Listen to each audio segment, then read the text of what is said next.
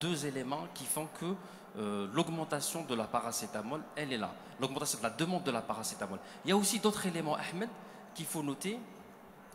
Le marché de la paracétamol, le produit n'est pas, c'est-à-dire la production ne se fait pas, ne se fait pas en Europe, ou elle se fait en Chine généralement, ou en Inde, où il y a beaucoup d'usines du fait que de la pollution, de l'augmentation de la pollution, ont fermé. Donc ça a quand même considérablement baissé l'offre de la paracétamol sur le marché et a fait augmenter de façon exponentielle le prix des de la matière, hein, ce qui fait que les players les plus importants, ceux qui arrivaient à acheter avec des quantités importantes, arrivaient à avoir des prix intéressants pour pouvoir le mettre sur le marché. Les autres, il y en a ceux qui ont abandonné la molécule. Donc, et ce qui fait qu'aujourd'hui, Mérinal a dû un peu répondre à cette demande et à cette absence de quelques laboratoires en essayant d'augmenter notre production. D'accord. Voilà. Alors justement, on pose la question au docteur Talbi. Je rappelle que vous êtes la directrice de production. Le chiffre que nous avons en notre possession, Mérinal a, concernant le produit précisément du paracétamol avec votre produit Dolic, vous êtes passé de 1,7 million de boîtes mensuellement à 4 millions. C'est une décision stratégique pour vous? Bonjour tout le monde. Oui, c'est une décision stratégique. Nous avons passé de 1,5 million à 4 millions durant toute la période de la Covid. D'accord. Ça veut dire de mars 2020 jusqu'à janvier 2022. Ça veut dire on était avant mars 2021, avant mars 2020, on était à 1,7 million. D'accord. On était à 1,7 million. Et après, on est passé, du moment qu'il y avait beaucoup de demandes, on était obligé d'augmenter nos capacités, mettre les compétences, dédier des machines, rajouter des shifts au niveau de la production. C'était stratégique, il fallait arriver à satisfaire la demande. Satisfaire le marché, c'est-à-dire à accompagner les malades. Voilà, donc on était obligé d'augmenter les chiffres de la paracétamol. Est-ce que c'est une décision qui va continuer dans le temps ou elle est vraiment conjoncturelle? Normalement, on va continuer parce que la demande de la paracétamol, ça va continuer. Donc si on a la matière, elle est disponible et tout, nous, on est présent. On va toujours garder nos shifts, nos machines, nos compétences pour pouvoir, pas pour autant diminuer les autres produits, bien sûr. Les autres produits, ils sont toujours là.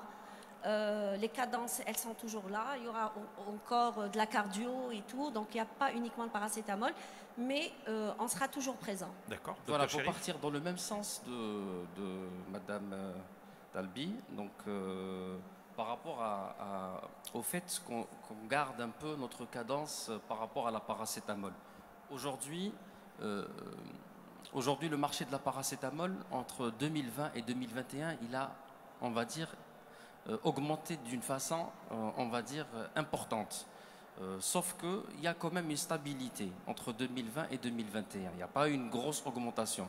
Mais le fait que Mérinal, on va dire, a été un peu sollicité par rapport à l'augmentation de ses volumes, c'est ce que j'ai cité tout à l'heure. Il y a quelques quand même players qui ne répondent plus aujourd'hui à ce besoin du marché vu les circonstances de la Covid-19. Donc les augmentations de prix, les augmentations du fret, le fait aussi, ce que j'ai cité tout à l'heure, que la paracétamol est produite généralement en Chine et en Inde, où beaucoup d'usines commencent à fermer du point de vue pollution, parce qu'il y a des restrictions aujourd'hui.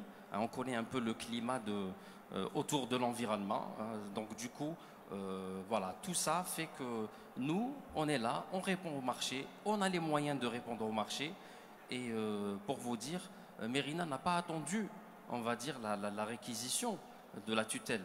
Parce qu'il y a eu une réquisition de la tutelle, on va dire en janvier, si je me souviens, 2021, où on nous demandait de donner nos programmes de production pour essayer un peu de coordonner les différentes unités. Voilà, pour quand même arriver à répondre au marché. Voilà. Très bien. Alors, votre challenge se résume en 4 points. Approvisionnement, anticipation, réaction, adaptation. Alors, tout ça à la fois, c'est un peu complexe. Comment vous vous êtes organisé afin d'assurer ces 4 challenges à la fois? Moi, je vais déjà un peu me reprendre par rapport à cette histoire de réquisition. C'est déjà, on va dire, un point très important. Donc, du coup, Merinal, par rapport à l'approvisionnement, grâce à nos équipes, la supply chain, le réglementaire, les finances, etc., et les décisions qui ont été prises à temps par la direction générale, on a pu quand même avoir une quantité de stock suffisante pour réagir aux besoins du marché. Donc, et ce que j'ai cité tout à l'heure, c'est que Merinal est un player important. Donc du coup, quand on est un player important, on se fait de la projection par rapport au stock. Donc ça nous a un peu aidé par rapport à la réaction, par rapport aux besoins qui ont augmenté d'une façon un peu soudaine. D'accord. Voilà.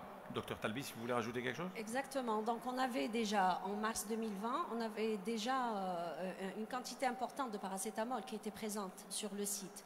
Donc, nous avons commencé. Bon, la Covid, le virus, il est là. On était obligé de rester vigilant, rester présent, répondre au marché. Donc, qu'est-ce qu'on a fait en premier lieu? On a commencé par déjà en production, c'est-à-dire sur tout le site. On a commencé à libérer les gens qui étaient malades, les gens qui avaient des maladies chroniques, les personnes âgées. Là, vous parlez de la réorganisation RH exactement, en unité de production. En unité de production. Donc on a libéré... Et de conditionnement. Exactement. Donc on a commencé à libérer les gens qui n'étaient pas, c'est-à-dire qui étaient vraiment malades, ils étaient âgés et tout. On a mis certaines personnes en télétravail parce qu'il fallait libérer un petit peu de la place pour assurer une distanciation. Et on a gardé les compétences sur les lignes. C'est-à-dire il fallait que les lignes marchaient à des shifts H24. C'est-à-dire on était déjà sur un régime de 4x8. H24, 7 sur 7. Donc on a priorisé les lignes qui fabriquaient les produits qui rentraient dans le schéma thérapeutique de la Covid, à savoir les antibiotiques et la paracétamol.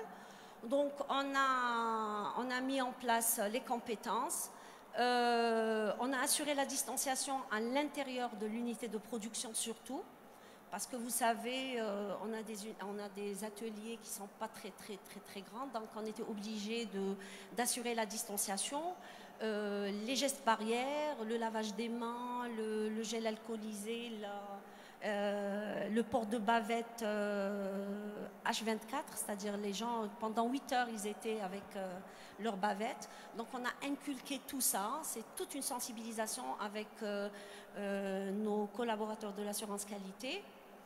Et on a commencé à travailler. Donc après, on était obligé d'assurer aussi la distanciation au niveau des transports.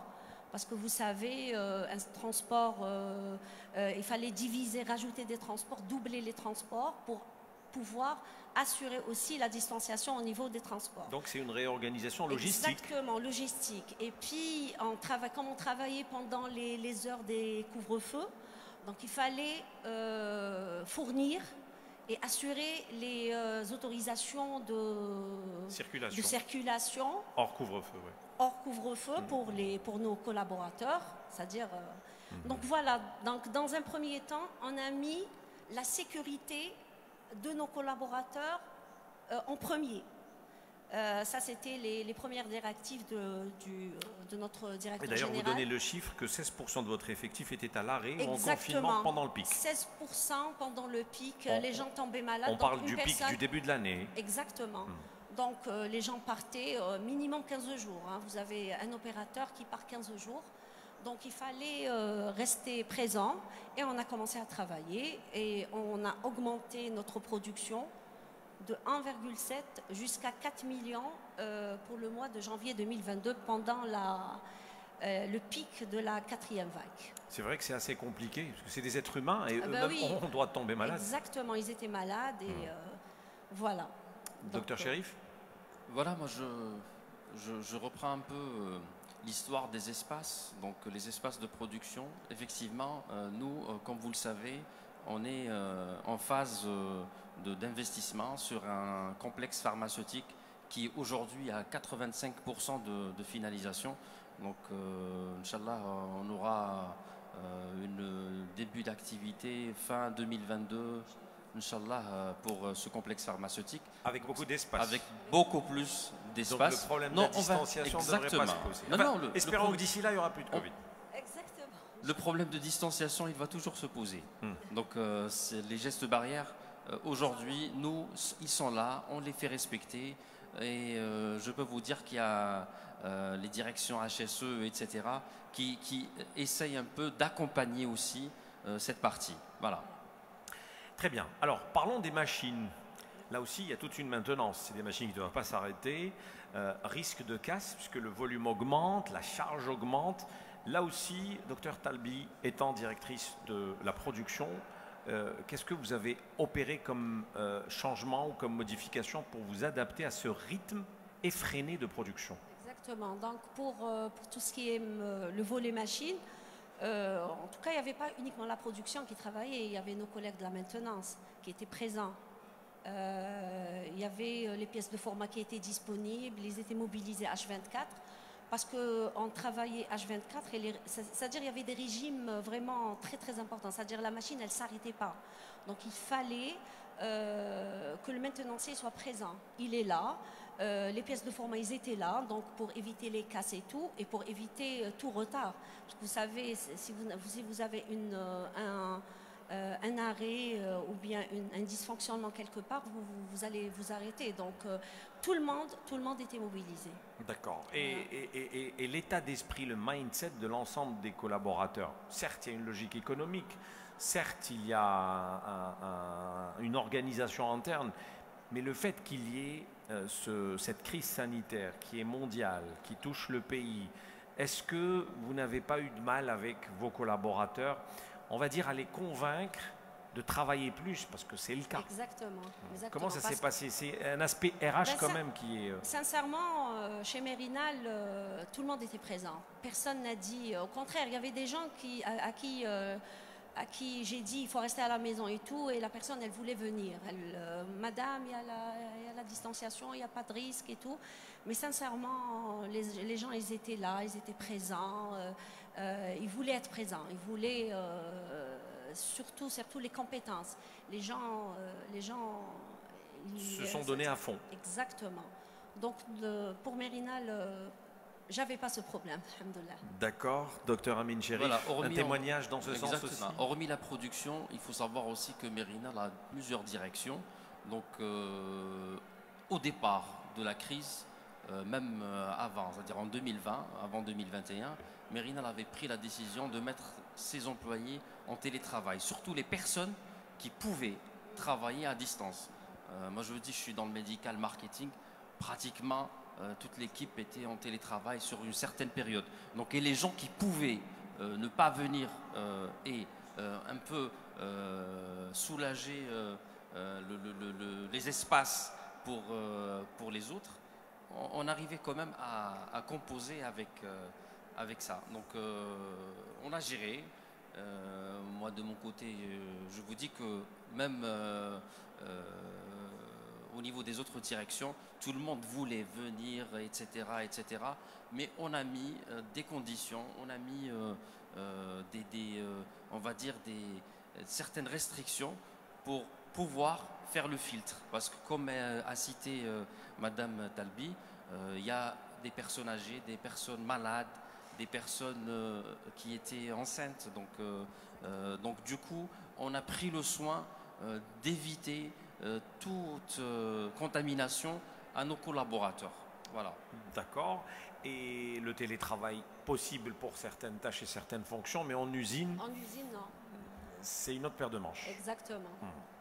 Alors, parlez-nous de vos machines, justement. Est-ce que c'est des machines qui ne doivent pas s'arrêter, comme en industrie, et qui font du 3x8 constamment?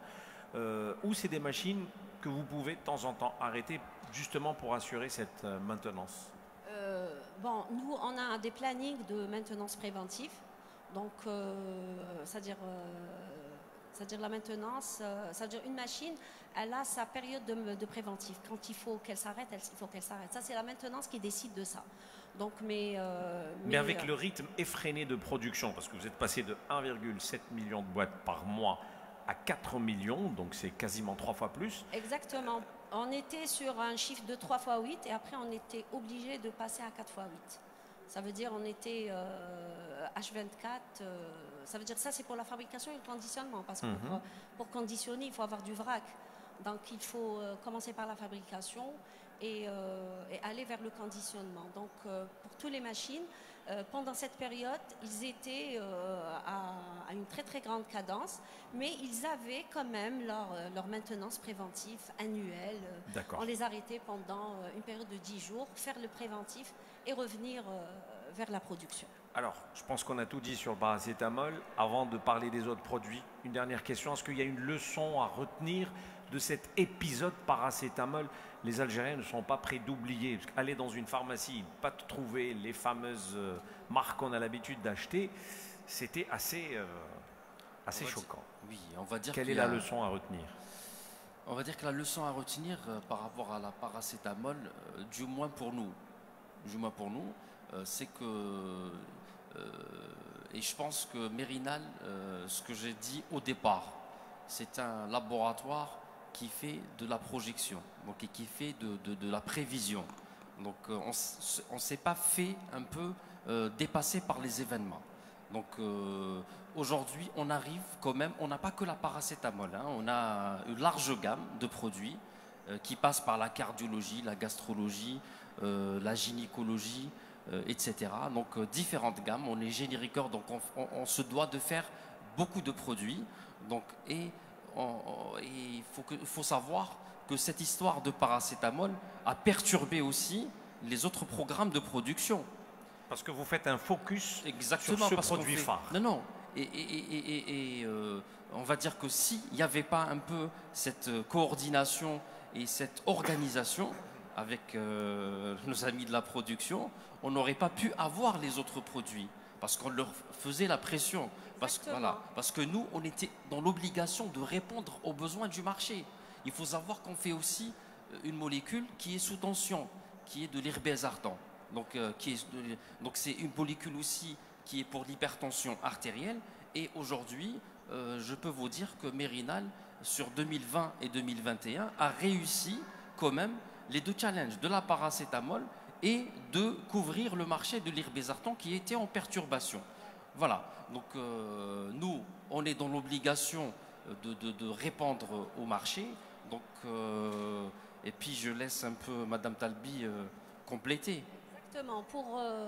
Pour la paracétamol, c'est vrai qu'on était, c'est-à-dire il fallait augmenter les chiffres du paracétamol, mais en parallèle, il y avait les autres produits, donc il ne fallait pas diminuer la cadence. Il fallait encore travailler parce que le marché... produits, des autres aires thérapeutiques où Mérinal est présent. Exactement, bien sûr, surtout l'irbésartan. À un certain moment, il y avait une petite forte crise. Demande, oui. Donc il fallait ça aussi, c'était un challenge. Hein. Ça, c'était aussi un challenge. Et voilà, on a réussi. Alhamdoulilah, et on continue aussi, on continue encore. Alors pour rassurer tout le monde, normalement on n'aura plus à vivre la crise du paracétamol, logiquement, vu l'augmentation des capacités de production. Je pense que tous les producteurs aujourd'hui ont fait l'effort plus ou moins de répondre un peu à ce besoin. Mérinal, moi je parle de l'expérience Mérinal, aujourd'hui je pense que les leçons sont tirées par rapport à ces histoires de gestion de crise. Parce qu'on parle de gestion de crise, on n'a pas l'habitude de gérer des crises, on gère de la production. Donc là, on a géré une crise qui était la Covid-19 avec tous ces éléments et ces on va dire, perturbations.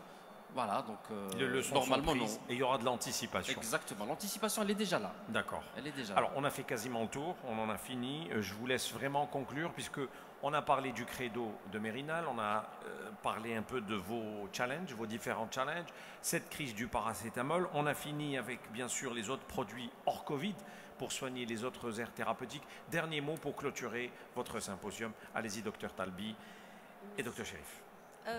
Voilà, bon, Mérinal, notre laboratoire était présent, il restera présent, on sera toujours productif, on sera toujours, on va accompagner nos malades, on sera, Inch'Allah, à la hauteur de nos responsabilités, en nous continuant. Inch'Allah, il n'y aura plus de Covid, mais si on nous demande plus, on fera plus, Inch'Allah. Voilà, pour ma part, Docteur Amin Cherif. voilà, pour ma part, je vais dire que il y a le présent, il y a le futur. Donc aujourd'hui, le présent, c'est la crise de la Covid-19. Le futur, c'est nos investissements. Donc, et je pense qu'avec ces investissements, toutes ces questions, on arrivera à y répondre avec plus de réactivité, avec plus de moyens. Voilà. Très bien. Merci beaucoup, docteur Amin Cherif. Je rappelle, directeur marketing et directeur médical des laboratoires Mérinal. Et également avec nous le docteur Talbi, qui est la directrice de la production, docteur Nawal Talbi, directrice production au sein des mêmes laboratoires. Merci à vous. C'était le Sympo Mérinal. On se retrouve dans 2 petites minutes pour la suite du programme à midi avec